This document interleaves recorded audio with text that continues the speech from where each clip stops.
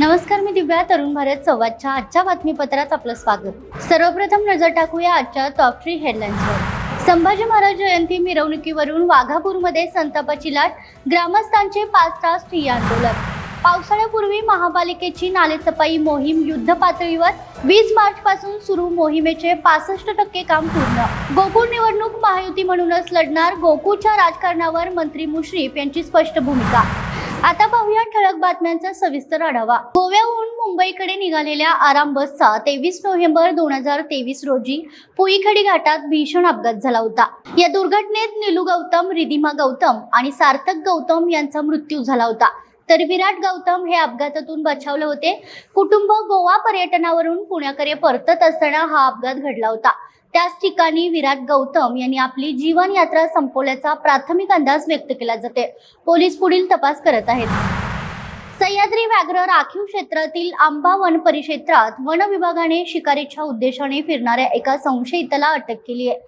मौजे केर्ले परिसरात ही कारवाई करण्यात आली. अनिल वसंत जाधव असे संशयिताचे नाव आहे. त्याच्याकडून 12 बंदूक, जिवंत काडतुसे आणि इतर साहित्य जप्त करण्यात आलंय. वैद्यकीय तपासणीनंतर त्याला शाहूवाडी न्यायालयात हजर करण्यात आलं. न्यायालयाने 18 मे पर्यंत वनकोठडी सुनावली आहे. वाघापूर येथे छत्रपती संभाजी महाराज जयंती मिरवणुकीला पोलिसांनी परवानगी नाकारल्याने गावात तणाव निर्माण झाला. संतप्त ग्रामस्थांनी 5 तास ठिय्या आंदोलन करत प्रशासनाविरोधात जोरदार घोषणाबाजी केली. आंदोलनात युवकांसह महिलांचीही मोठी उपस्थिती होती. निर्णय न झाल्याने युवकांनी शनिवारी सायंकाळी 5 वाजता साऊंड सिस्टीमसह मिरवणूक काढण्याचा इशारा दिल्याने गावातील वातावरण अद्याप तणावपूर्ण आहे. प्रशासन पुढे काय भूमिका घेणार याकडे सर्वांचं लक्ष लागून राहिले. भारतनगर, मनीषानगर परिसरात रस्त्याची अवस्था दयनीय झाली आहे, तर गटारींची वेळच्या वेळी सफाई होत नाही. त्यातच गटारी उघड्या आहेत, त्यामुळे पाणी तुंबून रस्त्यावर वाहत आहे.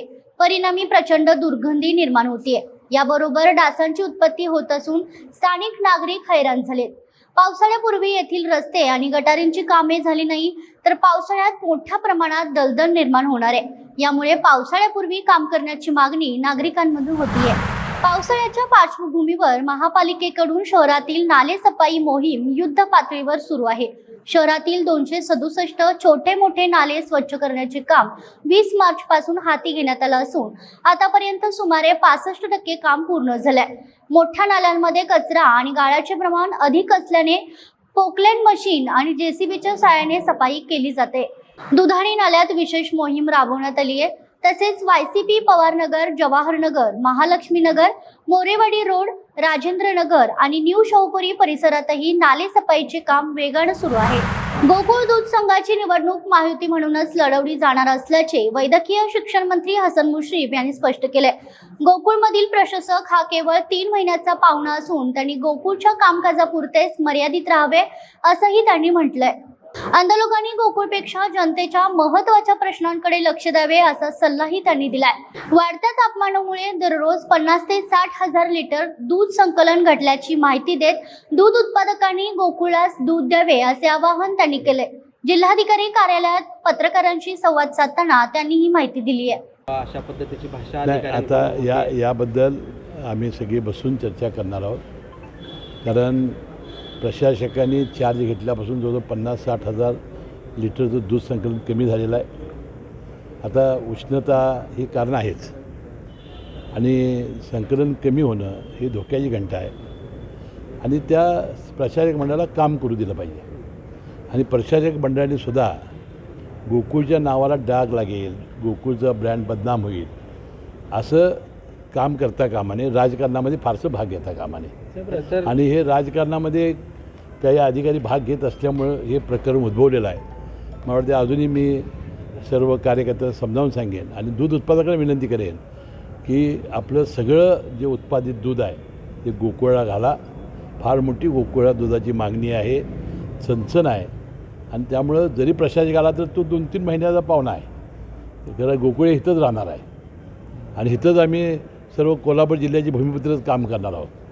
त्यामुळं तिकडं लक्ष न देता संघ कसा वाढेल यासाठी दुधाचा पुरवठा करावा. अजिबात तिकडे लक्ष कोणी देण्याची आवश्यकता नाही. आणि आंदोलकांनी सुद्धा आता त्यांचे जे महत्त्वाचे प्रश्न आहेत ते सोडून इतर वेळेला त्या प्रशासकांना त्रास न देता त्यांना काम करू द्यावं. कोल्हापूर दक्षिण मतदारसंघात छत्रपती शिवाजी महाराज महसूल समाधान शिबिर अभियान सुरू करण्यात आलंय.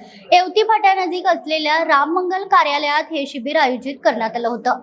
महसूल विभागाच्या विविध सेवा नागरिकांपर्यंत पोहोचवण्याचा प्रयत्न यातून करण्यात येतोय. महसूल व वन विभाग, महाराष्ट्र शासन आणि जिल्हाधिकारी कार्यालय कोल्हापूर यांच्या माध्यमातून हे अभियान राबवलं जाते. पंतप्रधान नरेंद्र मोदी यांनी इंधन बचतीचं आवाहन केलंय. यानंतर कोल्हापूर जिल्हा परिषद अध्यक्षा शिल्पा खोत यांनी दर शुक्रवारी नो व्हेइकल डे पाळण्याचं आवाहन केलंय. त्याची सुरुवात त्यांनी स्वतः एसटी बसने प्रवास करून केली आहे. प्रवासादरम्यान त्यांनी प्रवाशांशी संवाद साधत त्यांच्या समस्या जाणून घेतल्यात. एसटी बसेस वेळेवर येत नसल्याच्या तक्रारी प्रवाशांनी मांडल्याचे त्यांनी सांगितलंय. तसेच बसमध्ये सीट बेल्ट आणि मोबाईल चार्जिंग सुविधा असावी अशी अपेक्षाही त्यांनी व्यक्त केली आहे. एसटी प्रवासाचा अनुभव चांगला असल्याचं सांगत लोकांच्या अडचणी समजून घेण्यास मदत झाल्याचं शिल्पा खोत यांनी सांगितलंय. आदरणीय मोदी साहेबांनी सांगितले की इंधन बचत करायचं आहे. त्यामुळं मी पण सगळ्यांना म्हणजे परवा मिटिंगचे मी आव्हान केलं सगळ्यांना की आपण पण त्यांनी सांगितल्याप्रमाणे वागूया की इंधन बचत होईल. त्यामुळं मी माझ्या स्वतःपासून सुरुवात केली की मी आज माझी शासनाची गाडी न वापरता एस टीनं कापशीहून माझ्या गावाहून मी कोल्हापूरपर्यंत एस टीनं आले आणि स्टँडवरून मी आता इथं जिल्हा परिषदेपर्यंत रिक्षानं आले. तुम्ही एस टीने येत असताना काही नागरिकांनी सुद्धा तुमच्याशी संवाद साधला असेल. नेमकं काय चर्चा झाली? सामान्यांचे प्रश्न अधिक तुम्हाला समजले असतील. होय, बस वेळेवर येत नाही हा मुख्य प्रॉब्लेम. परत मुलींना घरी जाताना वेळ फार होतो आहे. त्यामुळे मोबाईलची चार्जिंग संपलेलं असते. फोन करून सांगू शकत नाहीत घरी की आम्हाला वेळ होणार आहे. त्यामुळे एस टी बसमध्ये मोबाईल चार्जरची जराशी सोय पाहिजे आणि सीट बेल्ट पाहिजेत. म्हणजे परवा एका मुलाचा ॲक्सिडेंट झाला, ब्रेक लावल्याबरोबर तो पडला, त्याच्या तोंडाला टाके पडले. त्यामुळे शक्यतो झालं तर सीट बेल्टची एक व्यवस्था करायला पाहिजे. तर या होत्या आजच्या जिल्हाभरातील ठळक घडामोडी. अशाच वेगवान आणि अचूक अपडेटसाठी पाहत रहा तरुण भारत कोल्हापूर. चॅनेलला सबस्क्राईब करा आणि बेल आयकॉन क्लिक करायला विसरू नका. पुन्हा भेटूया उद्याच्या बातमीपत्रात. तोपर्यंत नमस्कार.